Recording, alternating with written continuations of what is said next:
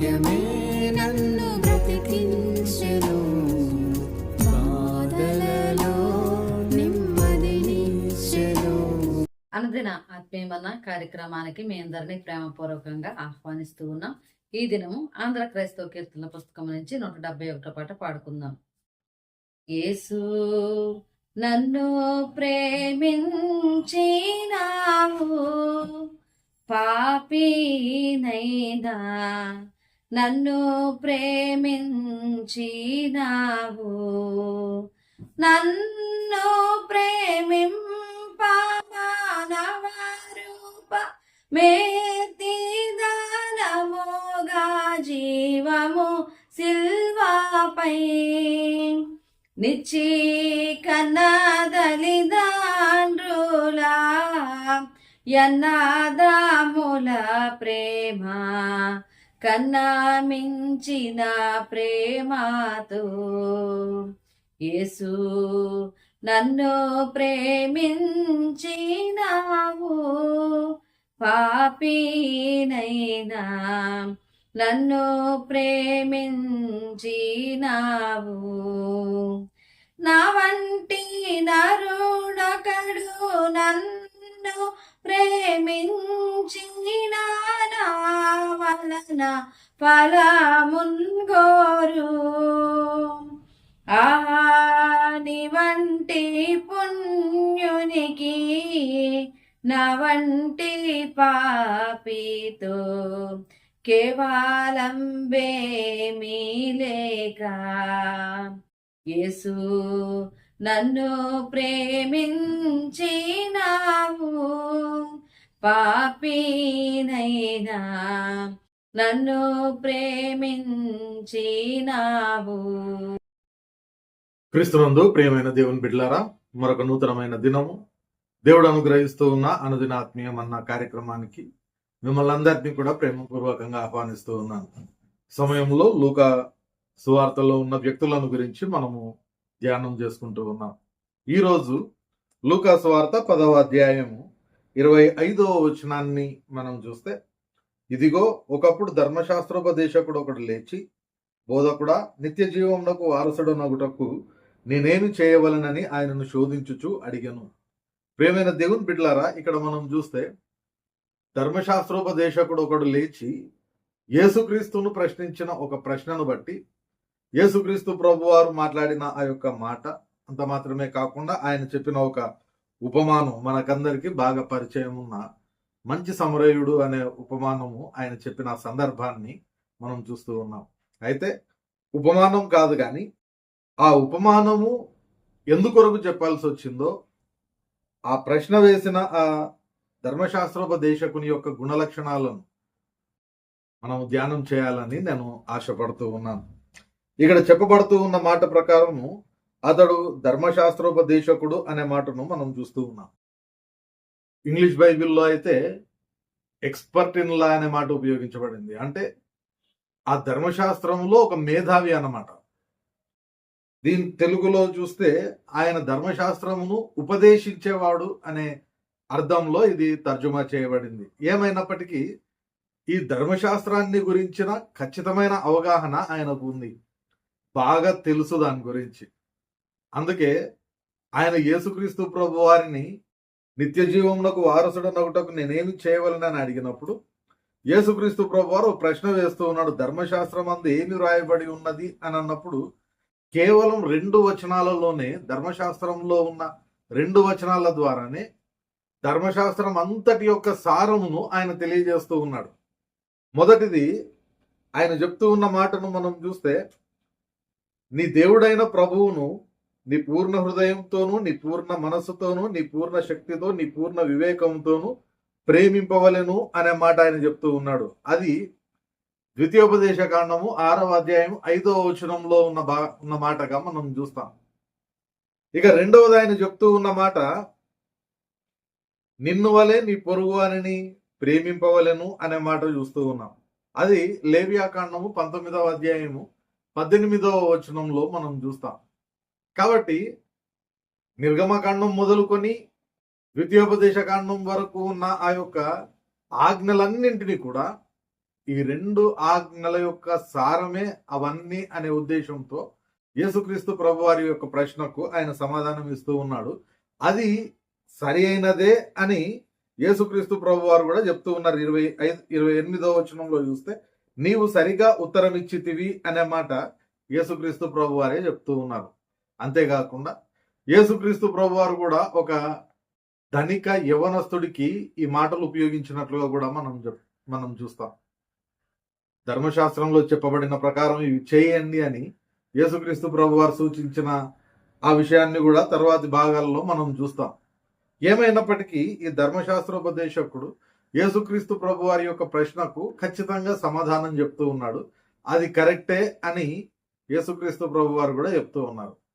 అయితే ఆయన అంత అవగాహన ఉండి అంత నేర్చుకున్న వ్యక్తి నిత్య జీవమునకు వారసుడు నగుటకు నేనేం చేయాలి అని అంటూ ఉన్నాడు అని అంటే ఆయన ఖచ్చితంగా ధర్మశాస్త్రాన్ని అక్షరార్థంగా అనుసరించాడే తప్ప దానిలోని సారాన్ని జ్ఞాపకం చేసుకొని దాని ప్రకారం అయితే ఆయన దానిని అనుసరించలేదు అనేది ఖచ్చితంగా మనకి ఇక్కడ స్పష్టమవుతుంది. ఒకవేళ దేవుని యొక్క భావాన్ని గ్రహించి ఆయన దానిని నెరవేర్చి ఉంటే ఈ ప్రశ్న ఆయనకు ఉద్భవించి ఉండేది కాదు.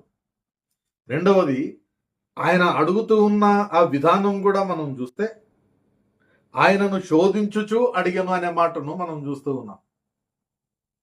యేసుక్రీస్తు ప్రభు వారికి ఎదుటి వ్యక్తి యొక్క అంతరంగం అంతా కూడా తెలుసు. అందుకే అనేక సార్లు ఆయనను గురించి ఏ ఉద్దేశాలు ఎదుటివారు కలిగి ఉన్నారో దానిని గ్రహించి దానికి తగిన రీతిగా యేసుక్రీస్తు ప్రభు వారు సమాధానం చెప్పినట్లుగా కొన్ని సందర్భాలలో కూడా మనం చూస్తాం. కాబట్టి ఆయనకు మరుగైనది ఏదీ లేదు. ఇక్కడ ఈ ధర్మశాస్త్రోపదేశకుడు వచ్చి ఆయనను అడిగిన ఆ ప్రశ్నలో కూడా ఆయనను శోధిస్తూ అడుగుతున్నాడే తప్ప నిజంగా ఆయనకు తెలుసుకోవాలనే ఆతృత కుతూహలం ఉండైతే ఆయన అడగడం లేదు. ఎందుకంటే ఖచ్చితంగా నిజంగా తెలుసుకోవాలనే ఉద్దేశంతో అడగబడే ప్రశ్నలు వేరుంటాయి. ఇక్కడ శోధిస్తూ అడుగుతూ ఉన్న ఈ ప్రశ్నలు వేరుగా ఉంటాయి. యేసుక్రీస్తు ప్రభువారు ఒకానొక సమయంలో విత్తువాని ఉపమానం చెప్పినప్పుడు శిష్యులు దానిని వింటూ ఉన్నారు. దాని యొక్క భావం తెలియదు.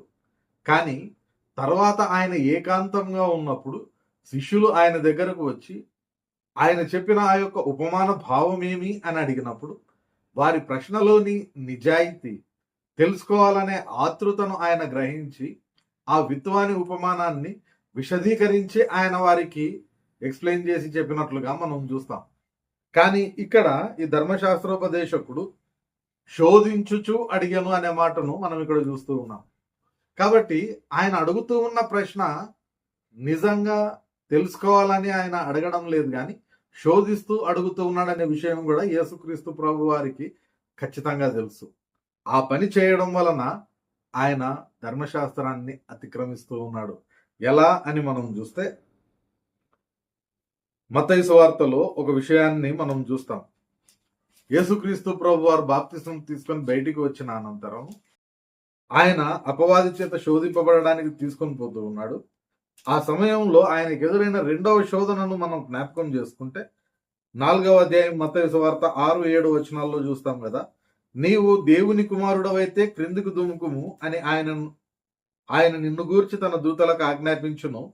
నీ పాదము ఎప్పుడైనాను రాతికి తగులకుండా వారు నిన్ను చేతులతో ఎత్తి పట్టుకొందురు అని వ్రాయబడి ఉన్నదని ఆయనతో చెప్పాను. అందుకు యేసు, ప్రభు అయిన నీ దేవుని నీవు శోధింపవలదని మరి ఒక చోట వ్రాయబడి ఉన్నదని వానితో చెప్పాను. ప్రియమైన దేవుని బిడ్డలారా, ఇక్కడ చూస్తే దేవునిని శోధించడానికి వీల్లేదు అనే మాటలు మనం చూస్తాం. అది దేవుడు ఆజ్ఞపూర్వకంగానే చెప్తూ ఉన్నాడు. ద్వితీయోపదేశకాండము 6వ అధ్యాయము 6వ వచనంలో ఉన్న ఆ భాగాన్నే మనం చూస్తూ ఉన్నాం. ఎందుకంటే 6వ అధ్యాయం 5వ వచనంలో ఉన్న విషయాన్ని ఆయన కోట్ చేస్తూ ఉన్నాడు. నీ పూర్ణ హృదయంతో, నీ పూర్ణ ఆత్మతో, నీ పూర్ణ వివేకంతో దేవుణ్ణి ప్రేమించాలనేది 5వ వచనం అయితే, నీ దేవుణ్ణి నువ్వు శోధింపకూడదు అనేది తర్వాత వచనంలోనే ఉంది. కాబట్టి ఆయనకు తెలియంది కాదు. అయినప్పటికీ కూడా ఆయన ఏం చేస్తూ ఉన్నాడంటే యేసుక్రీస్తు ప్రభు వారు దేవుని యొక్క కుమారుడని, దేవుని యొక్క సేవకుడని తెలిసి కూడా ఆయన బోధకుడా అనే మాటను ఉపయోగిస్తూ కూడా ఆయన చెప్తూ ఉన్న మాట శోధించడానికి ప్రయత్నం చేస్తూ ఉన్నాడు అనేది మనం ఇక్కడ చూస్తూ ఉన్నాం. కాబట్టి ఆయన ధర్మశాస్త్రోపదేశకుడై ఉండి తెలిసి ధర్మశాస్త్రాన్ని ఆయన ఇప్పుడు అతిక్రమిస్తూ ఉన్నాడు. అంటే ఒక రకంగా తనకు తాను పాపం మూట కట్టుకుంటూ ఉన్నాడు. కొరింథీయులకు రాసిన పత్రికలో మనం చూస్తే 10వ అధ్యాయంలో ఆ ప్రజలు చేసిన ఆ యొక్క పాపమును గురించి చెప్పుకుంటూ వచ్చి వారందరూ కూడా అరణ్య మార్గంలో దేవునిని శోధించి అకాలంగా అక్కడ మరణించారు అనే విషయాన్ని కూడా మనం అక్కడ చూస్తూ ఉన్నాం. మనం చూస్తాం కదా,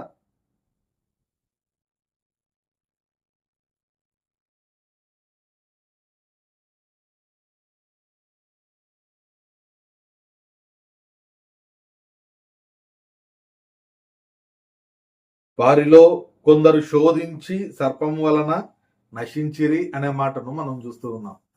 దేవునిని ఎప్పుడైతే శోధిస్తూ ఉన్నారో సర్పం వలన నశించిపోయిన సందర్భాన్ని మనం జ్ఞాపకం చేసుకుంటాం.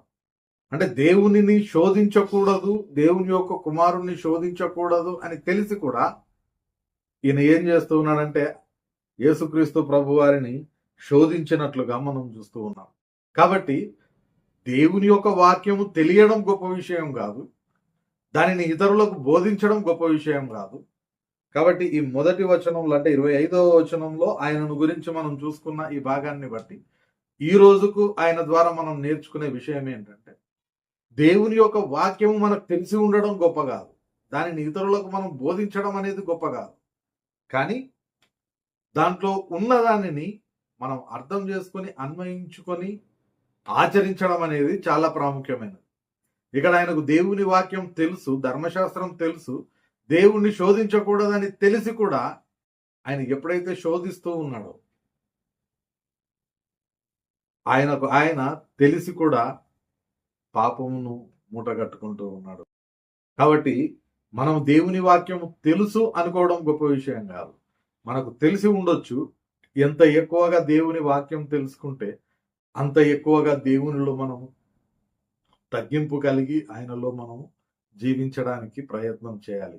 ఇక్కడైతే ఆయన తెలిసి పాపమును చేస్తూ ఉన్నాడు. మనం ఒకవేళ పాపమును చేస్తే మనకైతే శిక్ష తప్పదు. ఎందుకంటే పౌలు భక్తుడు చెప్తాడు కదా, తన గురించి చెప్పుకుంటూ తాను చేసిన ఆ పాపములన్నింటినీ కూడా చెప్తూ చివరిలో ఆయన చెప్పే మాట, తెలియక చేసి తిని కనుక కనికరింపబడి తిని అనే మాట ఆయన చెప్తూ ఉన్నాడు. తిమోతికి రాసిన పత్రికలో నేను పూర్వం దూషకుడను, హింసకుడను, హానికరుడను ఇవన్నీ చెప్పుకుంటూ చివరిలో ఆయన చెప్పే మాట తెలియక చేసి తిని కనుక కనికరింపబడి తిని అనే మాట ఆయన చెప్తూ ఉన్నాడు. కాబట్టి ఒకవేళ తెలియక మనం ఎన్ని పాపాలు చేసినా దేవుడు క్షమిస్తాడేమో, కానీ తెలిసి పాపం చేస్తే తప్పకుండా మనం దేవుని యొక్క కనికరాన్ని పొందుకోలేము. ఈ విషయాన్ని ఖచ్చితంగా మనం జ్ఞాపకం పెట్టుకోవాలి. తిమోతికి రాసిన మొదటి పత్రిక 1వ అధ్యాయం 12-13 వచనాల్లోనే మనం చూస్తాం.